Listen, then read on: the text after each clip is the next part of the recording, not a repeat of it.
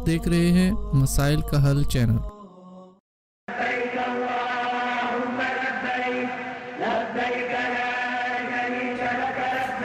بسم اللہ الرحمن الرحیم، الحمدللہ رب العالمین، والصلاة والسلام علی سیدنا و حبیبنا محمد وعلی آلہ واصحابہ اجمعین۔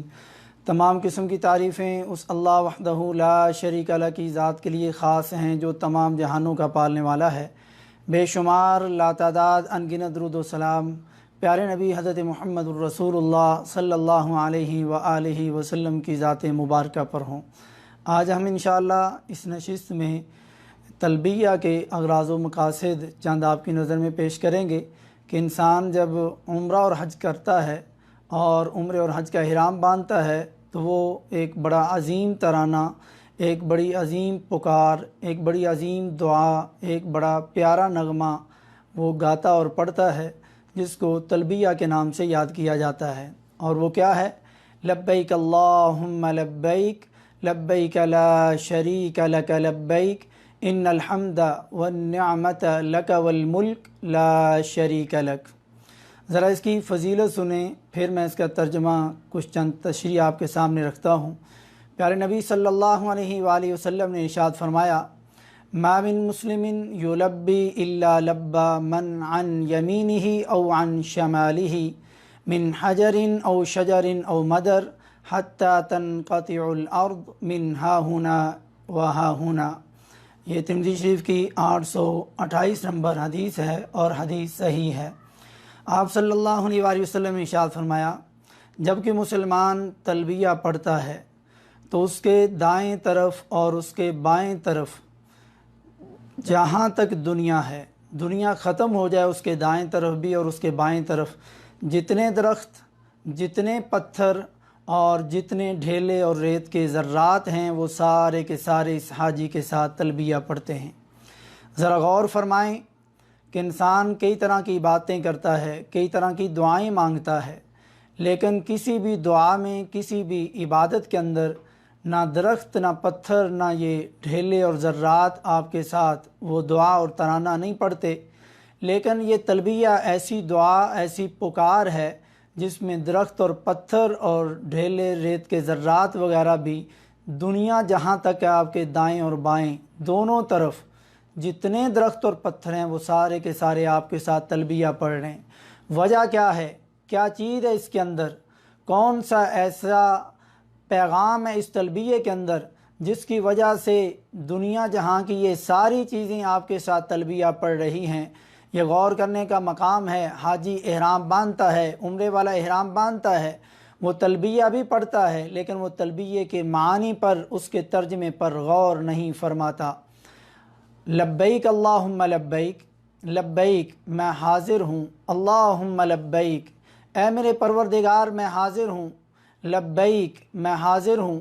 لا شریک لک اے اللہ تیرا کوئی شریک نہیں، لبیک میں حاضر ہوں۔ ذرا غور کریں، یہ لبیک جو ہے یہ ایسا کلمہ ہے، ایسا لفظ ہے جو 4 بار اس تلبیہ کے پہلے حصے میں آ رہا ہے۔ اس تلبیہ کا معنی کیا ہے؟ لبا یلبی کا مطلب ہوتا ہے ہر حال میں اللہ کی اطاعت اور فرما برداری کرنا، جو اخلاص پر مبنی ہو اور اللہ کے قریب سے قریب کر دے۔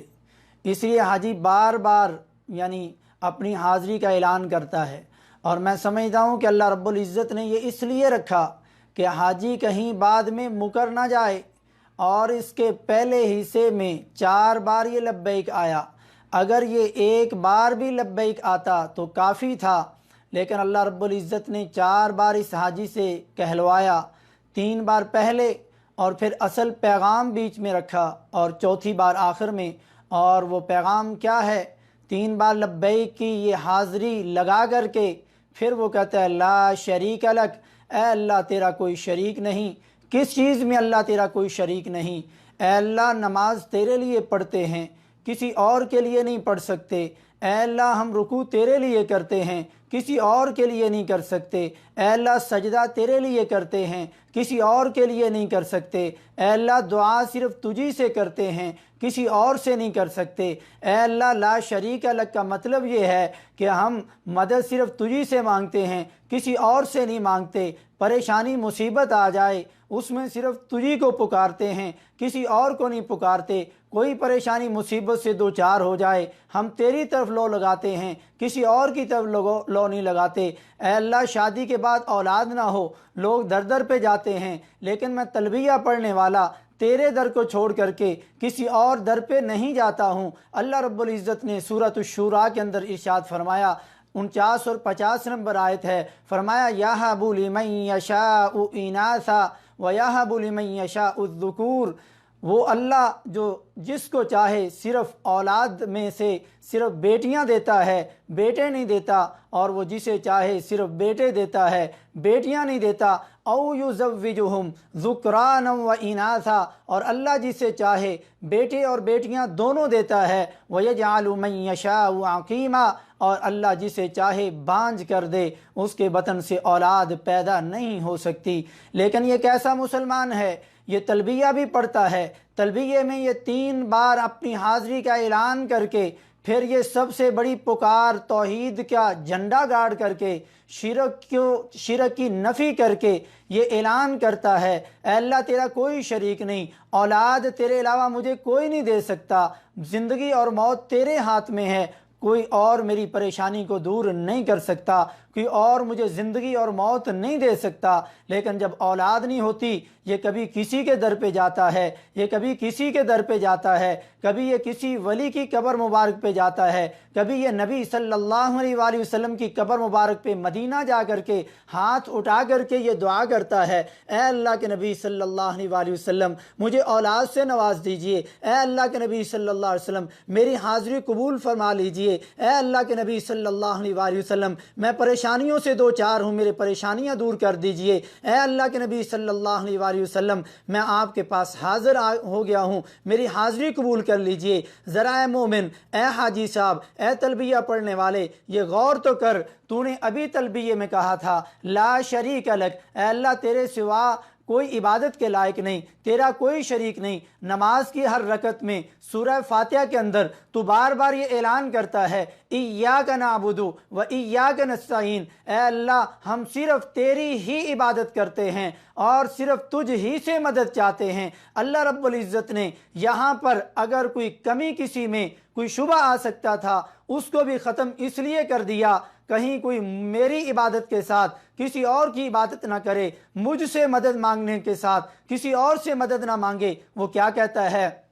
اللہ رب العزت نے؟ اصل میں عربی عبارت اس طرح تھی، نعبد ایاک ونستعین ایاک، فاعل پہلے آتا ہے، مفعول بعد میں آتا ہے، لیکن اللہ رب العزت نے مفعول کو فاعل سے پہلے لایا، ایاک جو بعد میں آنا چاہیے تھا اللہ نے اس کو شروع میں لایا اور کہا نعبد ایاک کی بجائے ایاک نعبد، کہ اللہ ہم صرف تیری ہی عبادت کرتے ہیں، یعنی کسی اور کی عبادت نہیں کر سکتے۔ وَنَسْتَعِينُ إِيَّاكَ عبارت اس طرح تھی، لیکن اللہ رب العزت نے یہاں بھی مفعول کو فاعل سے پہلے لا کر کے یہ شبہ ختم کر دیا، وَإِيَّاكَ نَسْتَعِينُ، اے اللہ ہم صرف تجھ ہی سے مدد چاہتے ہیں، کسی اور سے مدد نہیں مانگتے۔ لیکن یہ مسلمان، یہ حاجی صاحب، یہ تلبیہ پڑھنے والا، یہ عمرہ کرنے والا، اللہ کے گھر میں آنے والا، جب یہ پیارے نبی صلی اللہ علیہ وآلہ وسلم کی قبر مبارک پر جاتا ہے تو یہ اللہ کے نبی صلی اللہ علیہ وسلم سے مانگتا ہے، مدد بھی مانگتا ہے اور ان سے دعائیں بھی کرتا ہے۔ پھر اس کا نماز میں ایاک نعبد و ایاک نستعین کا یہ نعرہ لگانے کا مطلب کیا ہوا؟ یعنی ایک طرف اللہ کے سامنے یہ اقرار کر رہا ہے اللہ میں تیرے علاوہ کسی اور سے مدد نہیں مانگوں گا، دوسری طرف یہ جس کا نام اللہ نہیں ہے بلکہ جس کا نام محمد الرسول اللہ صلی اللہ علیہ وآلہ وسلم ہے، ان سے مدد مانگ رہا ہے۔ کیوں؟ کبھی یہ یا رسول اللہ مدد کہہ رہا ہے، کبھی یہ یا علی مدد کہہ رہا ہے، کبھی یہ یا حسن مدد کہہ رہا ہے، کبھی یہ یا حسین مدد کہہ رہا ہے، کبھی یہ یا چشتی مدد کہہ رہا ہے، کبھی یہ یا پتہ نہیں کتنی لوگ اس کی زندگی میں ہیں جن پر اس نے اپنی لو لگائی ہوئی ہے۔ جبکہ سورۃ الانعام کی 17 نمبر آیت میں 17واں پارے میں 7 نمبر پارے میں اللہ رب العزت نے فرمایا وَإِن يَمْسَسْكَ اللَّهُ بِضُرٍّ فَلَا كَاشِفَ لَهُ إِلَّا هُ، جب تمہیں کوئی پریشانی مصیبت پہنچتی ہے اللہ کی طرف سے تو اس پریشانی مصیبت کو اللہ کے علاوہ کوئی اور دور نہیں کر سکتا، صرف ایک اللہ ہی دور کر سکتا ہے۔ پھر یہ اللہ کو چھوڑ کر کے نبی کے در پر مدد مانگنے کے لیے کیوں جاتا ہے؟ پریشانی مصیبت میں یہ یا پیر عبد القادر جیلانی یا غوث اعظم کے نعرے کیوں لگاتا ہے؟ پھر اس کا نماز میں ایاک نعبد و ایاک نستعین کہنے پر بھی اعتماد نہ رہا۔ پھر اس کا احرام باندھ کر کے، یہ احرام کیسے کپڑے ہیں؟ یہ کفن کی طرح کے 2 کپڑے باندھ کر کے اپنی پسند کے یہ مہنگے ترین سلے ہوئے اچھے کپڑے اتار کر کے، یہ کفن کی طرح کے 2 کپڑے باندھ کر کے یہ اعلان کرتا ہے کہ اللہ میں نے تیری بات مانتے ہوئے اپنی مرضی کے کپڑے بھی اتار دیے، کفن کی طرح کے 2 کپڑے باندھ لیے۔ اے اللہ اب میں زبان سے جو اقرار کر رہا ہوں یہ صرف تیرے لیے ہے، تیرے علاوہ میں کسی اور کے در پہ نہیں جاؤں گا۔ پھر یہ جب لبیک اللہم لبیک پڑھتا ہے، لبیک لا شریک لک پڑھتا ہے، پھر ان پر یہ پکارتا ہے لبیک میں حاضر ہو گیا ہوں، یعنی جو الفاظ اور کلمات میں نے کہے ہیں ان الفاظ کو میں اپنے حاضر دماغی کے ساتھ ادا کر رہا ہوں۔ یہ پوری کی پوری توحید کا یہ اعلان کرتا ہے اور اللہ کے ساتھ جتنے تعلق قائم ہو سکتے ہیں ان سب کی نفی کا اعلان کرتا ہے۔ اصل میں یہی توحید ہے جس توحید کی وجہ سے پیارے نبی صلی اللہ علیہ وآلہ وسلم جب 40 سال مکہ میں گزارے اور 3 سال نبوت والے مکہ میں گزارے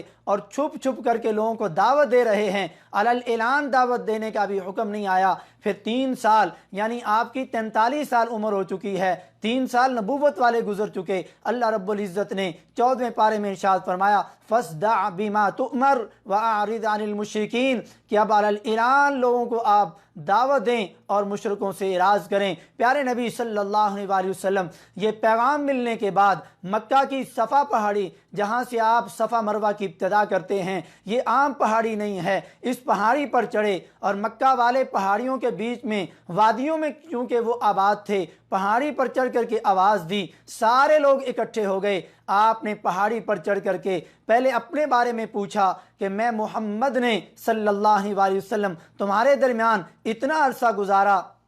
میرے بارے میں بتاؤ کہ کیسی زندگی میں نے گزاری۔ سب نے یک زبان ہو کر کے کہا کہ ہم نے آپ کو صادق، سچا، امین، امانت دار پایا، آپ کو کبھی جھوٹ بولنے والا، امانت میں خیانت کرنے والا نہیں پایا، یعنی آپ کی زندگی بے داغ ہے۔ یہ سب نے یک زبان ہو کر کے کہا۔ ذرا غور کیجئے گا، سارے مکہ والے یہی اعلان کر رہے ہیں، یہی نعرہ لگا رہے ہیں آپ کی زندگی میں کوئی عیب نہیں، اور یہی سچ ہے، آپ صلی اللہ علیہ وسلم کی زندگی میں کوئی عیب نہ تھا، نہ ہے، اور نہ قیامت تک آ سکتا ہے، نہ کوئی ڈال سکتا ہے۔ چاہے کوئی جس طرح کی بھی گستاخی کر لے وہ اپنا ہی کھانا خراب کر سکتا ہے، لیکن پیارے نبی صلی اللہ علیہ وسلم کی شان اللہ نے ایسی بلند کر دی۔ اللہ نے سورۃ الم نشرہ میں فرمایا وَرَفَعْنَا لَكَ ذِكْرَكَ کہ ہم نے آپ کا ذکر بلند کر دیا، یعنی آپ کا ذکر نیچے آ ہی نہیں سکتا۔ لیکن کوئی بھی جو آپ صلی اللہ علیہ وسلم کی گستاخی کرے گا، آپ کے بارے میں زبان درازی کرے گا، وہ دنیا اور آخرت میں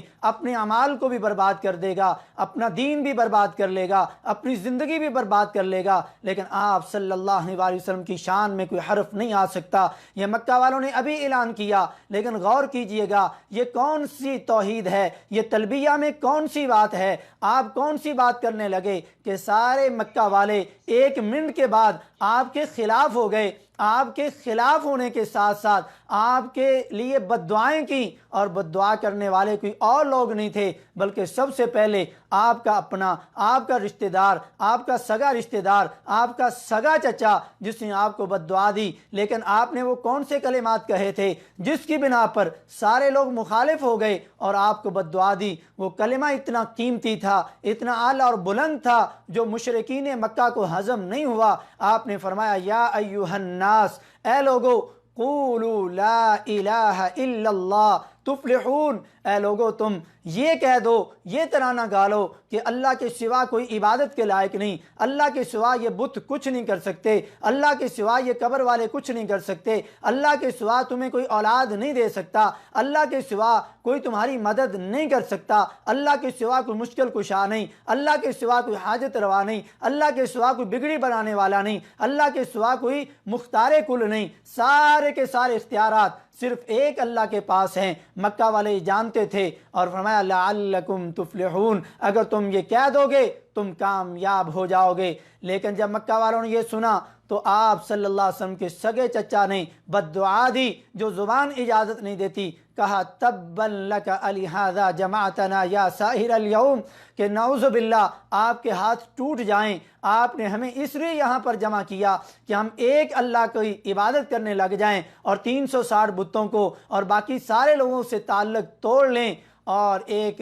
روایت میں آتا ہے کہ اس نے شاید آپ کو پتھر بھی مارا جس کی وجہ سے آپ کی پیشانی پر خون کا فوارہ چھوٹا۔ یہ وہ لوگ تھے جو ابھی چند سیکنڈ پہلے، 1 منٹ پہلے آپ کی ہر طرح کی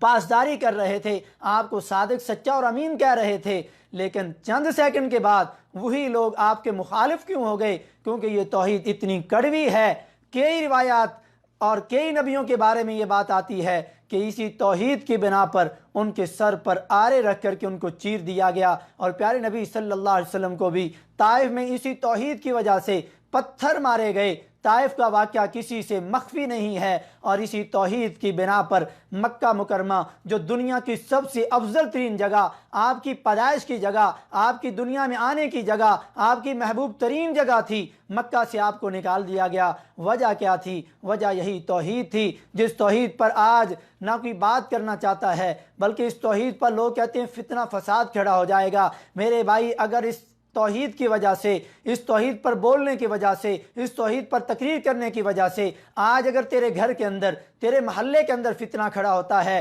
نعوذ باللہ من ذالک، پھر اس کا مطلب یہ ہوا کہ مکہ کے اندر آپ 43 سال رہے، مکہ میں کسی طرح کا کوئی لڑائی جھگڑا نہیں تھا، لیکن جب آپ نے توحید کی دعوت دی، لوگ فرقوں میں بٹ گئے، لوگ ادھر کچھ مسلمان ہو گئے، کچھ آپ کے زیادہ تر مخالف ہو گئے، اور مسلمانوں کی اور کفار کی لڑائیاں جھگڑے رہنے لگ گئیں، اور آپ کو تان و تشنیع کرنے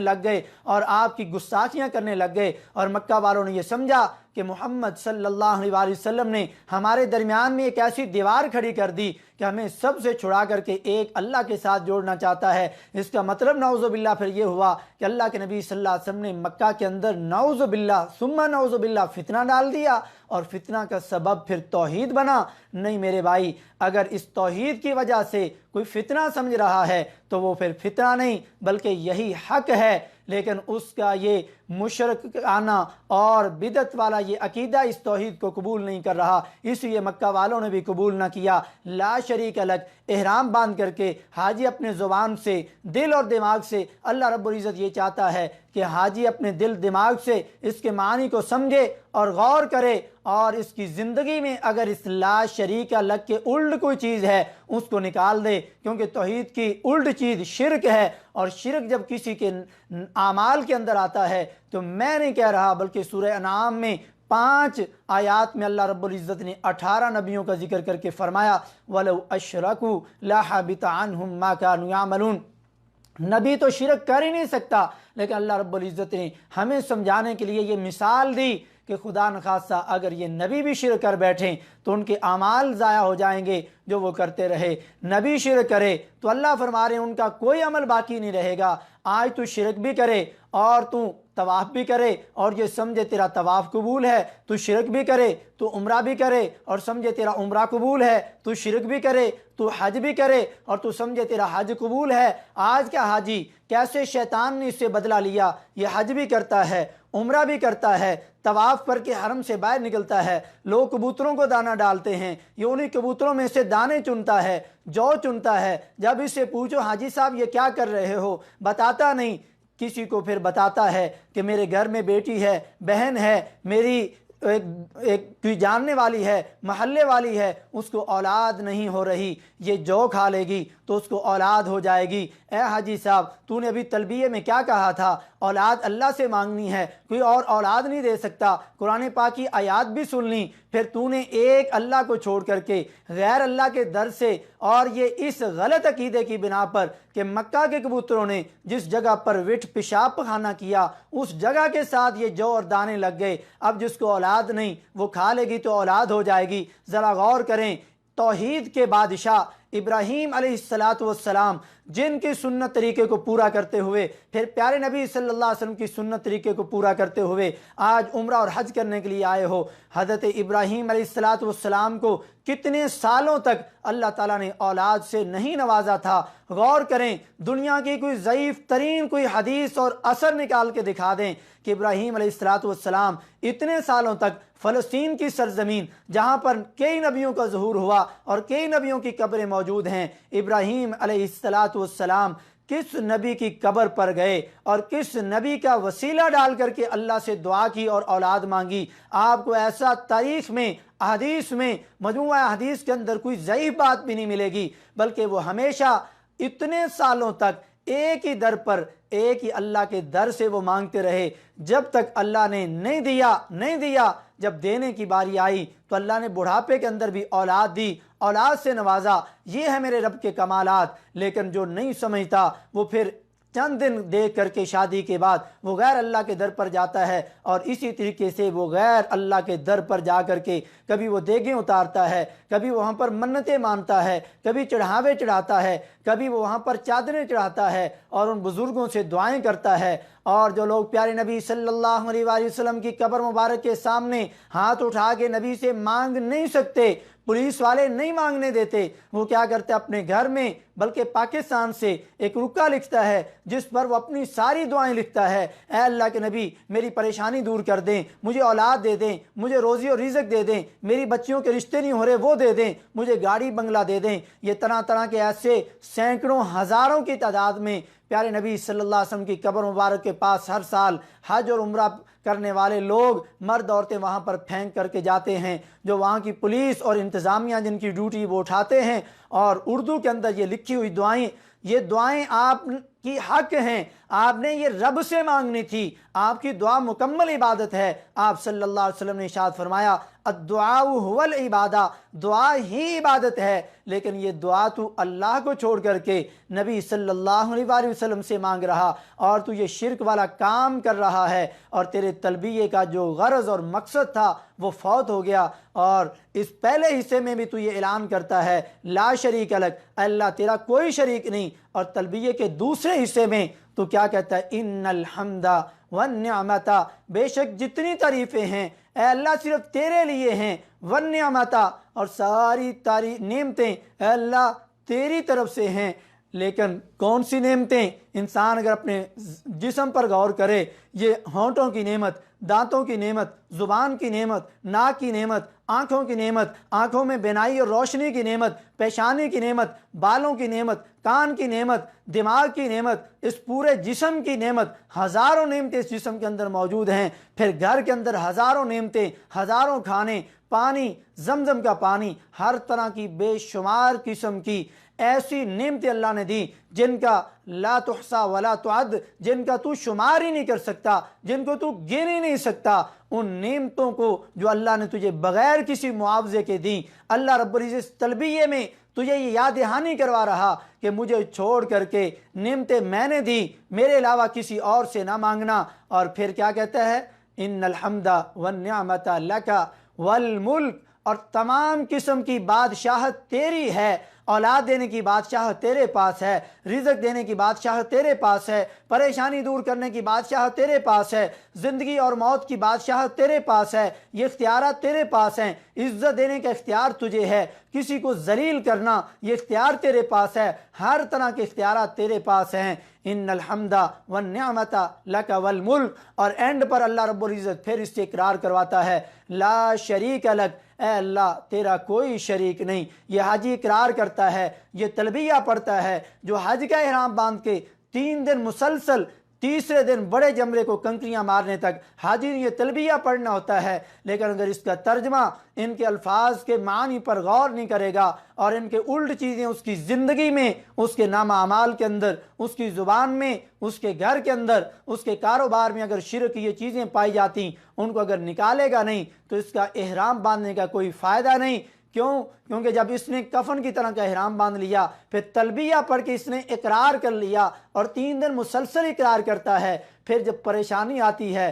پھر یا رسول اللہ مدد کہتا ہے، پھر اس کے تلبیہ کا جنازہ نکل جاتا ہے، اس تلبیہ کے اغراض و مقاصد سارے کے سارے فوت ہو جاتے ہیں۔ ایک اللہ کی وحدانیت کا جو اقرار کرتا ہے، شرک سے بیزاری کا اعلان کرتا ہے، وہ سارے کا سارا ختم ہو جاتا ہے۔ کیوں؟ یہ ایسا ترانہ ہے جس کو تو پڑھتا ہے، اے حاجی صاحب تو غور کر، اے احرام باندھنے والے تو ذرا اپنے دماغ پر زور ڈال، یہ اتنا عجیب ترانہ ہے۔ کوئی عبادت جس میں درخت اور پتھر اور ڈھیلے تیرے ساتھ نہیں پڑھتے، لیکن اس ڈھیلے، پتھر اور درخت بھی تیرے ساتھ پڑھنے سے یہ معلوم ہوا کہ دنیا کی ہر چیز یہ اعلان کر رہی ہے کہ اے اللہ تیرے سوا کوئی عبادت کے لائق نہیں، کسی اور کو سجدہ نہیں کیا جا سکتا، حتیٰ کہ یہ بے جان جمادات چیزیں بھی رب کی توحید کا اعلان کرتی ہیں اور شرک سے بیزاری کا اعلان کرتی ہیں۔ لیکن اے انسان،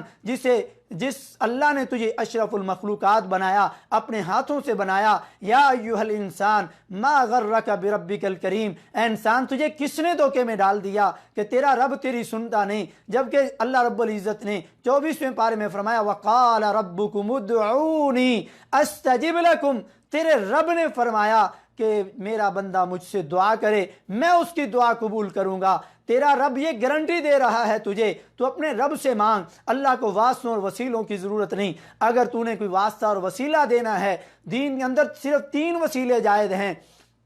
اپنے کسی نیک اعمال کا وسیلہ دے، یا کسی زندہ نیک بندے سے دعا کروا، اور تیسرا اللہ کے مقدس ناموں کا وسیلہ دے۔ اس کے علاوہ نبی کی ذات کا وسیلہ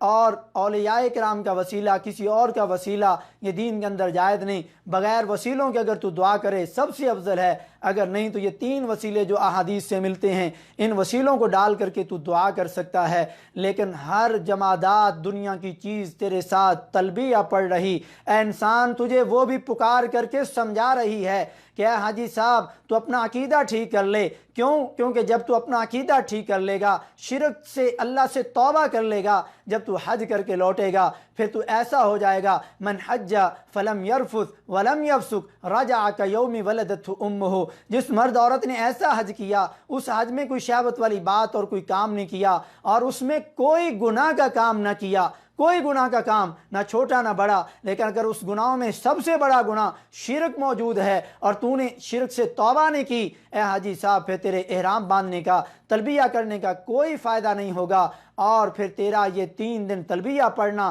حج کرنا، تیرا یہ آنے کا مقصد فوت ہو جائے گا۔ یہ تلبیہ صرف پکار نہیں ہے، یہ ایک ترانہ ہی نہیں ہے، بلکہ یہ ایسے کلمات ہیں جو دل کی گہرائی سے نکلتے ہیں، جو خالص ہیں اور حقیقی معنوں پر خالص ایمان کے ساتھ اور یقین سے بھرے ہوئے ہیں، جو شرک سے بالکل خالی ہیں، جو ریا سے بالکل پاک ہیں، ان ساری چیزوں سے خالی ہیں، اور یہ ساری چیزیں توحید کا اقرار کرتی ہیں۔ یہ اللہ کی نشانیوں میں سے ایک نشانی ہے، جس نشانی میں آپ پہلی بات یہ اقرار کرتی ہیں اللہ میں حاضر ہو گیا ہوں، اور ہر خشک اور ہر چیز تیرے ساتھ یہ تلبیہ پڑھ رہی اور تجھے اس ترانے کی دعوت دے رہی۔ میدان عرفات کی دعا میں غور کر لیں، جو میدان عرفات کی سب سے افضل ترین دعا ہے، خیر دعا دعا یوم عرفہ، میدان عرفات کی دعاؤں میں سب سے بہترین دعا وہ دعا ہے، آپ نے فرمایا افضل ما قلت انا والنبیون من قبلی، وہ دعا جو میں نبی نے مانگی اور مجھ سے پہلے جتنے نبی گزرے انہوں نے مانگی۔ غور کیجئے، میدان عرفات کی سب سے بہترین دعا، پہلی بات۔ دوسری بات، سب سے افضل نبی نے وہ دعا مانگی۔ تیسری بات، نبی سے پہلے جتنے نبی گزرے انہوں نے یہ دعا مانگی۔ اس دعا کے اندر کون سی چیز ہے؟ فرمایا کہ یہ وہ دعا ہے جس دعا میں پیارے نبی صلی اللہ علیہ وسلم نے یہ دعا کی، لا الہ الا اللہ وحدہ لا شریک لہو لہ الملک ولہ الحمد وہو علی کل شیء قدیر۔ اے اللہ تیرے سوا کوئی عبادت کے لائق نہیں۔ میدان عرفات کی سب سے بہترین دعا وہ کون سی دعا ہے؟ اے اللہ تیرے سوا کوئی عبادت کے لائق نہیں، کوئی اولاد دینے والا نہیں، کوئی بچے دینے والا نہیں، کوئی پریشانیاں دور کرنے والا نہیں۔ صرف بات یہاں تک نہیں، آگے پھر فرمایا وحدہ، تو اکیلا ہے۔ آگے بات یہاں تک نہیں، پھر فرمایا لا شریک لک، اے اللہ تیرا کوئی شریک نہیں۔ پھر فرمایا لہ الملک ولہ الحمد، تمام قسم کی تعریفیں اور تمام قسم کی جو نعمتیں ہیں، لہ الملک ولہ الحمد، تمام قسم کی تعریفیں اور تمام قسم کی بادشاہت اے اللہ تیرے پاس ہے، تیرے لیے ہے۔ وہو علی کل شیء قدیر، اے اللہ تو ہر چیز پر قادر ہے۔ جتنی چیزوں کا ذکر کیا، تیرے علاوہ کوئی قادر مطلق نہیں اور تیرے علاوہ کوئی قدرت نہیں رکھتا، ان ساری چیزوں کی قدرت تیرے پاس ہے۔ حاجی اگر ان پر غور کرے اور اس تلبیہ کے معنی پر غور کرے تو پھر حاجی کی جو ترانے کی جو روح ہے، اس حج کی روح وہ تلبیہ ہے، وہ روح پوری ہو جائے گی اور اس روح میں ایسا نکھار آئے گا۔ اور اللہ رب العزت نے اے حاجی صاحب، تو نے حج پر آنے سے پہلے نہ تو نے دوسرے پارے میں وَأَتِمُّ الْحَجَّ وَالْعُمْرَةَ لِلَّهِ یہ چند آیات کا ترجمہ تفسیر پڑھا اور تیری زندگی گزر گئی 6-7 لاکھ روپیہ لگا کر کے۔ میرے حاجی صاحب، میری بہن حاجن صاحبہ، تو عمرے اور حج پر آ رہی، تجھے چاہیے کہ 7ویں پارے میں آدھا پارہ ہے سورہ حج، اس کا ترجمہ اور تفسیر پڑھ کے آ جا۔ اس میں ایک آیت ذکر کر کے میں اپنی بات کو سمیٹوں۔ سورہ حج کی آخری رکوع کی پہلی آیت میں اللہ رب العزت نے فرمایا، ایسی مثال دی کہ مشرک اور شرک کرنے والے کا ذہن صاف ہو جائے، وہ اپنے رب کو مان لے۔ فرمایا یا ایھا الناس، اے دنیا جہاں کے لوگوں، ضرب مثل،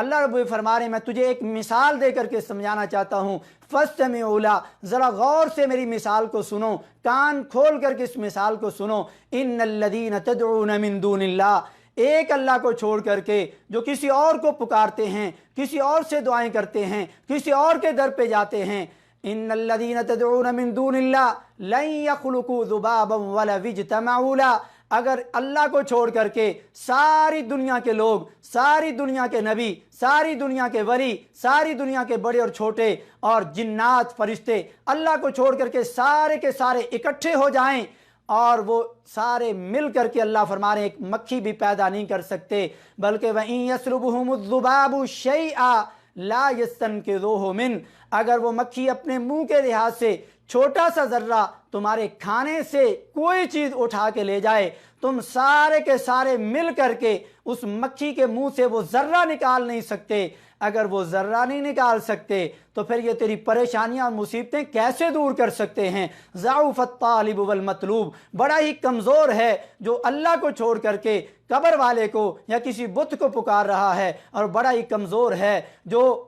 جس کو پکارا جا رہا ہے۔ ما قدر اللہ حق قدری، افسوس کہ تم نے اللہ کی قدر ہی نہیں کی، اللہ کی پہچان کو پہچانا ہی نہیں، اللہ کے مقام اور مرتبے کو سمجھا ہی نہیں۔ تم نے اللہ کی جو قدرت ہے، اللہ کو جو مقام ہے، وہ چھین کر کے کسی اور کو دینا چاہا۔ والذین تدعون من دونہ ما یملکون من قطمیر، سورہ فاتر میں اللہ نے اور مثال دی، فرمایا کہ اللہ رب العزت نے جو مجھے چھوڑ کر کے اوروں کو پکارتے ہیں، وہ کھجور کی گٹھری کے اوپر ایک پتلا سا جلی نما پردہ ہوتا ہے، وہ تو اس پردے کے بھی مالک نہیں، لیکن بعض لوگ کہتے ہیں نہیں جی وہ قبروں میں سنتے ہیں۔ اللہ نے فرمایا وَلَوْ سَمِعُوا مَا اسْتَجَابُوا لَكُمْ، تم کہتے ہو سنتے ہو، اللہ نے فرمایا وہ سن نہیں سکتے، لیکن تم اگر کہتے ہو سنتے ہیں، فرمایا وَلَوْ سَمِعُوا مَا اسْتَجَابُوا لَكُمْ، اگر وہ سن بھی لیں وہ تمہاری اس پکار کا جواب نہیں دے سکتے۔ جب وہ تمہاری پکار کا جواب نہیں دے سکتے پھر ان کو پکارنے کا کیا فائدہ؟ وَيَوْمَ الْقِيَامَةِ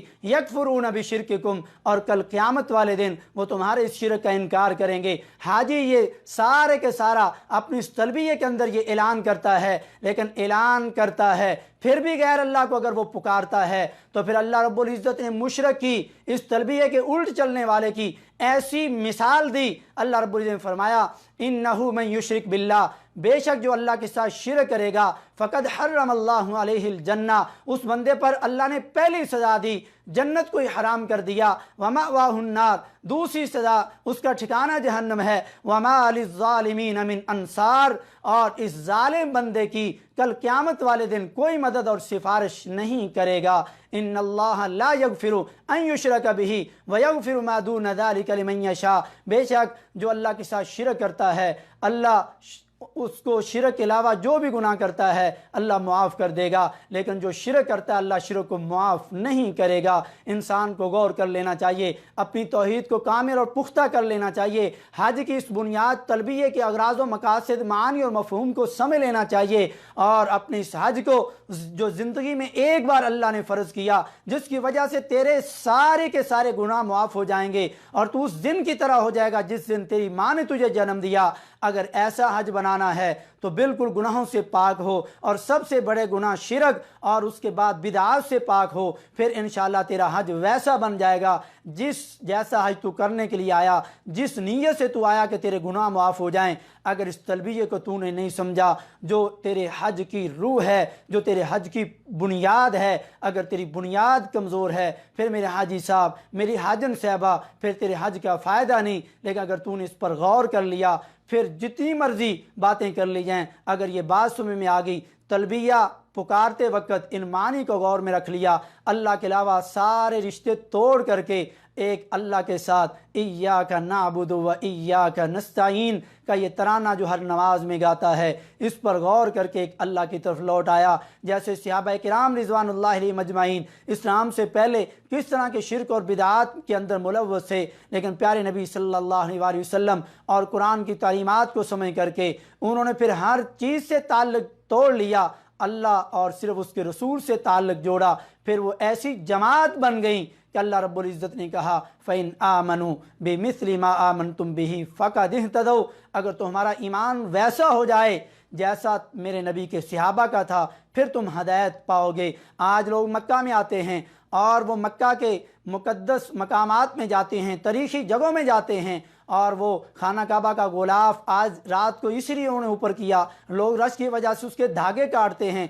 ताकि धागा घर में हो, परस में हो, परेशानी नहीं आएगी। मक्के से पत्थर उठा के लेके जाते हैं और मक्का से मिट्टी उठा के लेके जाते हैं। मेरे भाई, ये आप तो अंगूठी पहनता है, अंगूठी के अंदर एक पत्थर और तरह का है, दूसरी अंगूठी में और पत्थर है, तीसरी में यमनी है, चौथी में याकूत है, पांचवी अंगूठी, इतनी अंगूठियां पहनी हैं और इतनी बुरी लगती हैं, बड़े बड़े ये नग पहने। पूछा जाए किस लिए, कहता है ये औलाद को परेशानी से बचाता है, ये नौकरी से निकलवाने से बचाता है, ये रिज़्क़ का मुहाफ़िज़ है, ये परेशानियों से बचाता है। ये तरह तरह के पत्थर, ऐ मेरे भाई, ये पत्थर तूने ख़रीदे हैं। आओ मैं तुझे उन पत्थर की बात बताऊं जो पत्थर जन्नत से आया, जिस पत्थर को दूसरी चीज़ सबसे अफजल फरिश्ता जिब्रील अमीन लेकर के आए, तीसरी चीज़ ऐसा पत्थर जो खाना काबा की सबसे अफजल जगह खाना काबा की दीवार में लगा, चौथी खुसूसियत जिसको प्यारे नबी सल्लल्लाहु अलैहि वसल्लम ने अपने मुकद्दस और प्यारे हाथों से इस हजर अस्वद को नस्ब किया। ये चार चीज़ें इस पत्थर के अंदर मौजूद हैं जिसको हजर अस्वद कहते हैं।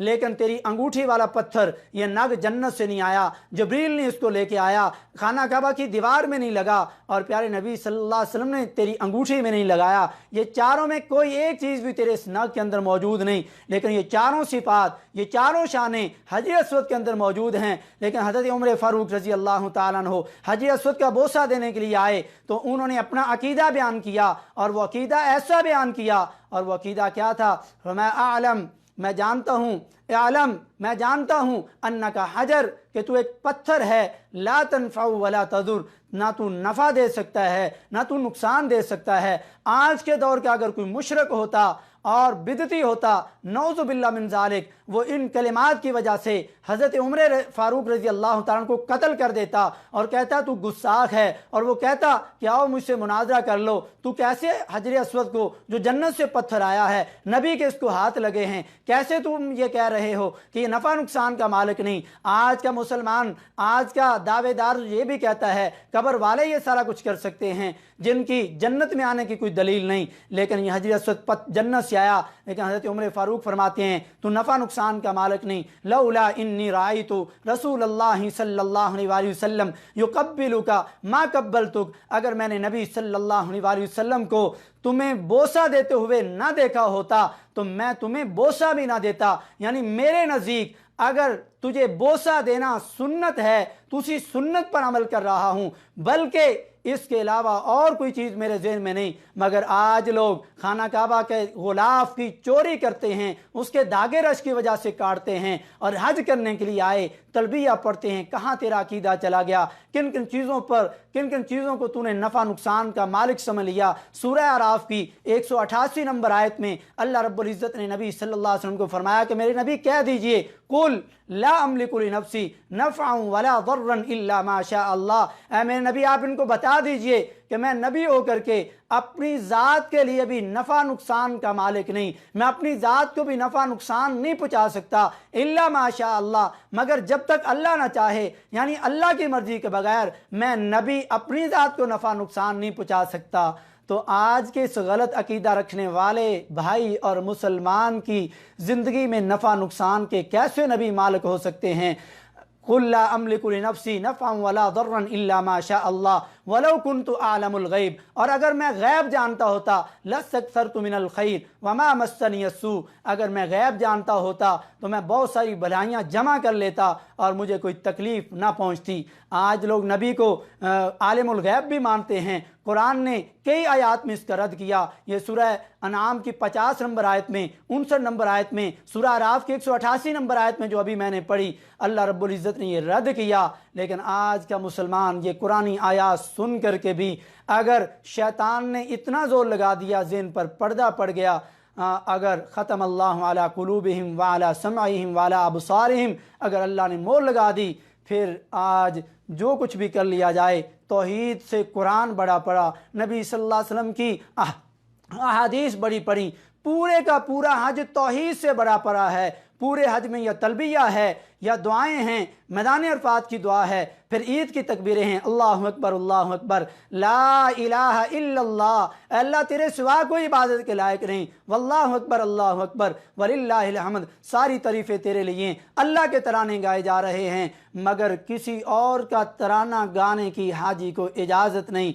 ना हज में ना बाकी ज़िंदगी में। अगर वो किसी और का तराना गाएगा, किसी और के दर पे जाएगा, फिर क्या होगा? उसका हज बर्बाद हो जाएगा, उसके तमाम अमाल सूरह अनाम की 88 नंबर आयत के मुताबिक बर्बाद हो जाएंगे, फिर उसकी कोई नेकी भी अल्लाह की बारगाह में काबिल मंजूर नहीं होगी। आज आखिर में मैं गुजारिश करूँगा, हम इहराम तो बहुत बांधते हैं, उम्रे और हज तो बहुत करना चाहते हैं, तलबिया भी पढ़ते हैं, लेकिन हम में से